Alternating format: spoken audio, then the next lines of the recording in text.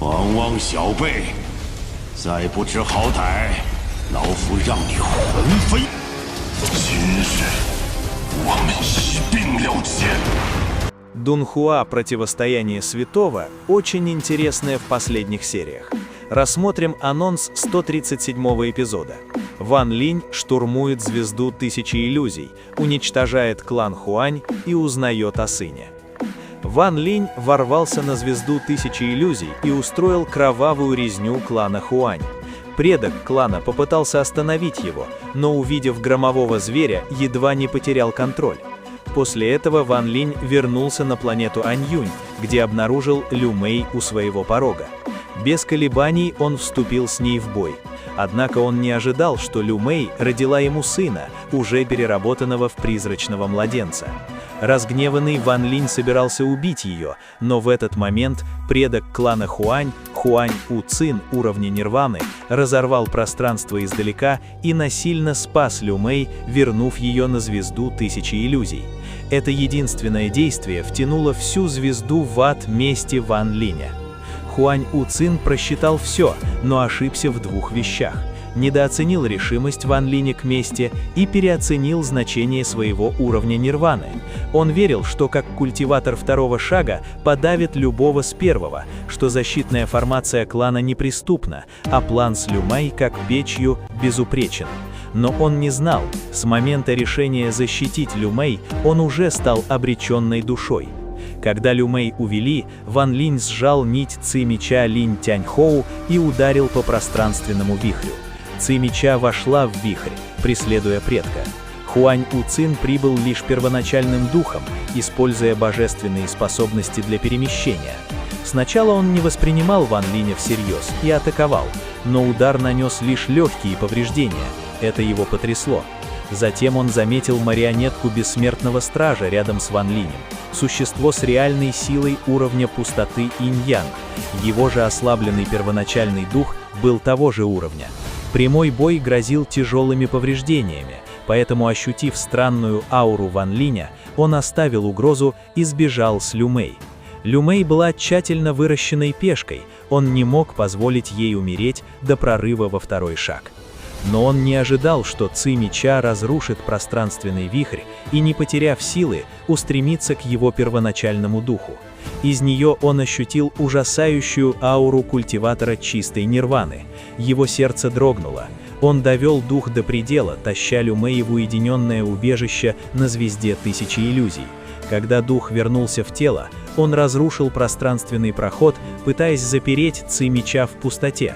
Но Ци вырвалась из обломков и мгновенно уничтожила помещение. Взрыв разнесся по всей звезде. Предок схватил Лю Мэй и отступил в жалком состоянии. Был вынужден встретить атаку лицом к лицу. При столкновении Ци меча пронзила его тело, тяжелые ранения, смертельная бледность. Только тогда он вспомнил слова Ван Линя об уничтожении и понял, обладая такой Ци меча, Ван Линь действительно способен уничтожить весь клан Хуань. В его сердце зародился страх, сколько еще таких Ци меча у Ван Линя. Еще пугающее, эксперт чистой нирваны, давший эту Ци, должен иметь с Ван Линем чрезвычайно тесную связь. Он знал, во втором шаге между уровнями непреодолимая пропасть. Разница между нирваной и чистой нирваной – то, что он не может преодолеть. Он задумался отдать Лю Мэй, но затем подумал, Ван Линь из звездного домена Альянса. Без камня Ло Тянь пересечь домены сложно. Если все зайдет далеко, вмешается зал громового бессмертного. И главное, если он успешно поглотит Лю Мэй, его культивация может прорваться в чистую нирвану. С этой мыслью он отказался от идеи передачи. Он немедленно связался с другими культивационными семьями на звезде для помощи, приказав всем членам клана Хуань вернуться и активировать великую защитную формацию. Тем временем на планете Ран-Юнь Ван Линь посмотрел на исчезнувший вихрь, затем на сгусток черного тумана, окруженный марионеткой бессмертного стража. Из тумана раздался детский полный ненависти крик. Пара мутных глаз уставилась на него. Ван Линь узнал. Это был его ребенок. Острая боль пронзила сердце. Он медленно подошел. Взгляд смягчился. После колебания он протянул руку в туман. Ребенок укусил его за палец. Холодная, пропитанная ненавистью энергия потекла в тело, но Ван Линь не отдернул руку. Он решил дать ребенку имя – Ван Пин, надеясь, что тот проживет спокойную жизнь. Ван Линь тихо вздохнул. Холодная энергия ненависти не имела влияния, мощь грома его первоначального духа легко могла ее очистить. После молчания он сложил печати, наложил ограничения, запечатав туман, и поместил ребенка в пространство бусины, бросающей вызов небесам, отделив нить духа для рассеивания ненависти. Он планировал позже уйти в уединение, чтобы полностью восстановить ребенка. Затем он вызвал Сун Си. Тот вылетел потрясенный увиденным. Перед Ван Линем он был полон благоговения и страха.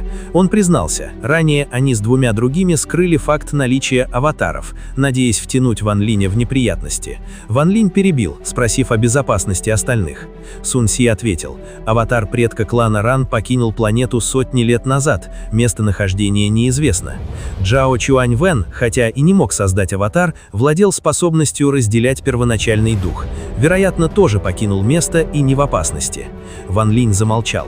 Он сказал, раз принял его бессмертный нефрит, соблюдет дао справедливости, обеспечит безопасность потомков 3 семей на 100 лет. Ван Линь поднял голову, его взгляд пронзил звездное пространство, достигнув звезды 1000 иллюзий. С уверенностью он сказал, клан Хуань больше не будет существовать. Это не было высокомерием, он просто принял решение. Чтобы убить Лю Мэй, любой, кто встанет на пути, станет целью. Сун Си признался, что не имеет мужества пройти испытание стадии Вэндин. Тогда Ван Линь предложил вариант. Пилюля 8-го ранга напрямую поднимет культивацию до средней стадии преобразования души, Инбен, но развитие навсегда остановится. Сун Си без колебаний выбрал второй вариант. Ван Линь применил божественную способность преобразования дао желтых источников, извлек духовную энергию из разрушенных жил и отправил Сун Си в желтые источники. Затем достал пилюлю 8-го ранга и слил ее с желтыми источниками. Через 3 дня Сун Си успешно восстановился до средней стадии преобразования души. Переполненный эмоциями, он глубоко поклонился. Ван Линь спокойно ответил: «Это следование дао». Он велел Сун Си разместить потомков 3 семей здесь и ждать, а сам ступил на звездный компас и направился на звезду 1000 иллюзий. Путешествуя через звездное пространство, Ван Линь анализировал положение клана Хуань. Он знал, клан существует там много лет, имеет глубокие корни. Культиваторы 2-го шага крайне редки, скорее всего, только сам предок. Но если он решительно будет защищать Лю Мэй, другие силы вмешаются. На звезде 1000 иллюзий предок клана Хуань уже приказал основным членам вернуться, активировал великую защитную формацию и отправил сильных культиваторов сопровождать тех, кто в пути. На планете 3 крупных клана – Тянь, Хуань и Сю. Клан Тянь самый сильный, 3 культиватора 2-го шага. Клан Хуань на 2-м месте, с единственным предком, держащим статус благодаря унаследованному бессмертному артефакту и техникам из мира громового бессмертного. Клан Сю самый загадочный, связан со звездой Дун Линь из домена Ло Тянь, держится в стороне. 3-й предок клана Тянь, Тянь Уидзи, друг детства Хуань Вуцина, пришел якобы помочь, но на самом деле хотел заполучить сокровище клана Хуань. Понимая, что Хуань Вуцин обычно скуп, но на этот раз щедр, он заподозрил опасность.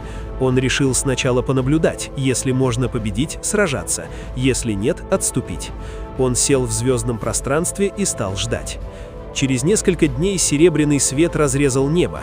Ван Линь стоял на звездном компасе, приближаясь с ужасающим намерением убийства. Тянь Куидзи открыл глаза и закричал, требуя остановиться. Одного взгляда Ван Линю хватило, чтобы понять перед ним культиватор уровня инь пустоты. Он подумал, как и ожидалось, кто-то пришел преградить путь. Тянь Куидзи заговорил высокомерно, требуя назвать цель визита. Узнав, что Ван Линь пришел за кланом Хуань, он упрекнул его в самонадеянности и потребовал назвать наставников, заявив, что может пощадить жизнь. Он осмотрел Ван Линя. Ничего особенного не заметил, пока не увидел марионетку бессмертного стража. Его выражение резко изменилось. В сердце поднялась жадность. Он никогда не видел, чтобы кто-то превращал эксперта уровня инь пустоты в марионетку и отдавал младшему. Для него это была невероятная возможность. Ван Линь предупредил не вмешиваться в его личную вражду с кланом Хуань, но жадность подавила разум. Тянь Куидзи потребовал передать марионетку, иначе не отпустят. В глазах Ван Линя мелькнул холодный блеск. По приказу марионетка бессмертного стража шагнула вперед, голыми руками разрывая пространство. Тянь Куидзи, не вставая, сложил печати и выплюнул бесчисленные руны. Марионетка превратилась в золотую фигуру и нанесла удар, разрушив руны. Увидев это, Тянь Куидзи еще больше возбудился и окончательно решил заполучить ее. Он изменил заклинание, руны превратились в яростную молнию. В этот момент Ван Линь выпустил громового зверя. С одним ревом вся молния мгновенно отделилась и была поглощена зверем. Выражение Тянь Куидзи резко изменилось. Он вскочил, уставившись на громового зверя. Шок заполнил сердце. В звездном домене Ло Тянь громовой зверь – символ посланников зала громового бессмертного. Только тогда он понял, неудивительно, что у Ван Линя столь ужасающая ци меча и марионетка. Он связан с залом громового бессмертного. Тянь Куидзи немедленно убрал все способности. Его лицо побледнело, он поспешно извинился, заявив о недоразумении. В глубине души он был напуган. Желать вещь, связанную с залом, означало искать смерть. Он заявил, что клан Тянь не будет вмешиваться и немедленно разорвет связи с кланом Хуань. Выражение Ван Линя не изменилось. Он спокойно потребовал бессмертный нефрит. Хотя Тянь Куидзи было больно, он не осмелился сопротивляться. Он быстро достал мешок хранения, бросил Ван Линю и развернулся, убежав обратно на звезду, не оглядываясь. Вернувшись, он своим божественным сознанием охватил весь клан Хуань и в ярости передал сообщение, проклиная Хуань Уцина за то, что тот втянул его в конфликт с кем-то из зала громового бессмертного. Предок клана Хуань нахмурился и объяснил: Ван Линь на самом деле из домена Альянса, как и Лю Мэй, и не имеет отношения к залу. Но Тянь Куидзи не поверил ни единому слову. Он резко ответил: «Ты разве не видел громового зверя?» Громовые звери принадлежали только залу, это знали все. Услышав слова «зал громового бессмертного», Ван Линь задумчиво взглянул на громового зверя, затем шагнул вперед и вошел на звезду тысячи иллюзий. Он убрал звездный компас, прошел сквозь слой астрального ветра и, распространив божественное сознание, зафиксировал южный регион.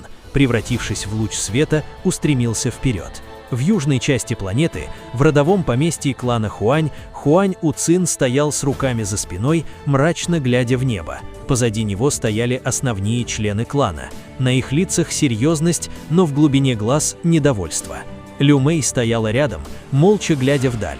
Многие еще не успели вернуться.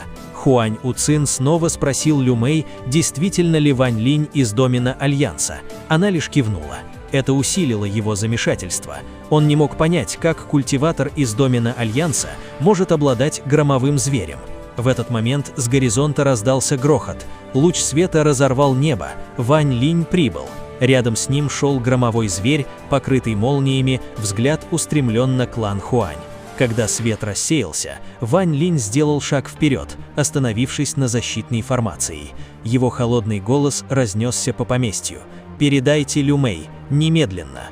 В глазах Лю Мэй мелькнула сложная эмоция. Она отвернулась, не смело встретиться с его взглядом. Хуань Уцин холодно усмехнулся, насмехаясь над Ван Линем. Он сказал, чтобы тот сначала сломал формацию. Ван Линь остался безэмоционален. Он поднял руку и легко погладил голову громового зверя. Тот сразу издал рев, потрясший небо. Его голос превратился в гром, заставив дрожать землю. Небо мгновенно затянули темные облака. Бесчисленные молнии начали непрерывно ударять по формации. Поверхность формации колебалась, как вода, поглощая удары. Увидев это, Ван Линь укусил палец и капнул кровь на лоб громового зверя, снимая печать. Его мощь резко возросла. Сформировалась гигантская буря молний, накрывшая все поместье. Громовой зверь врезался в формацию. Раздался оглушительный взрыв. Барьер глубоко прогнулся. Члены клана Хуань узнали громового зверя, их лица резко изменились. Многие начали убеждать Хуань Уцина остановиться. Долгое подавляемое недовольство вспыхнуло. Хуань Уцин закричал, заставляя их замолчать. Но он уже понимал, формация не выдержит. И действительно, марионетка бессмертного стража шагнула вперед и начала обрушивать удары. Под двойной атакой формация начала рушиться. В этот момент Хуань Фэньшэнь вышел вперед. Он прямо спросил, стоит ли ставить на кон будущее всего клана ради личных целей. Он заявил, что не будет участвовать. Как только формация начала разрушаться, Ван Линь достал меч Дождевого Бессмертного. Он использовал технику отсечения. Удар был простым, но содержал силу правил.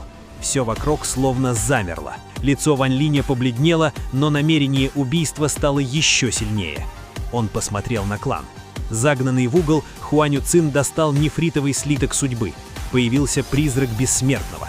Сила Бессмертного заполнила пространство. Но прежде чем он активировал ее, Хуань Фэньшэнь и другие окончательно отказались участвовать. Они отделили себя от него. Хуань Уцин в ярости проклял их и атаковал. Ван Линь не испугался. Он закрыл глаза и разбудил запечатанного свободного демона. Пронзительный крик разнесся по небу. Демоническая энергия заполнила мир. Появился однорогий демон. Хуань Уцин впервые побледнел от страха. Свободный демон слился с Ван Линем. Призрак Бессмертного собрал силу планеты, но демон использовал древнюю технику. Он вырвал душу планеты. Сила планеты столкнулась с силой Бессмертного. Раздался катастрофический взрыв. Планета задрожала. Десятки процентов духовных жил высохли. Призрак Бессмертного разрушился. Нефритовый слипок превратился в пыль. Осталась лишь тонкая защита, едва прикрывающая Хуань Уцина. Так началось окончательное уничтожение клана Хуань. Большое спасибо за просмотр, подписывайтесь на канал, ставьте лайк и всем пока!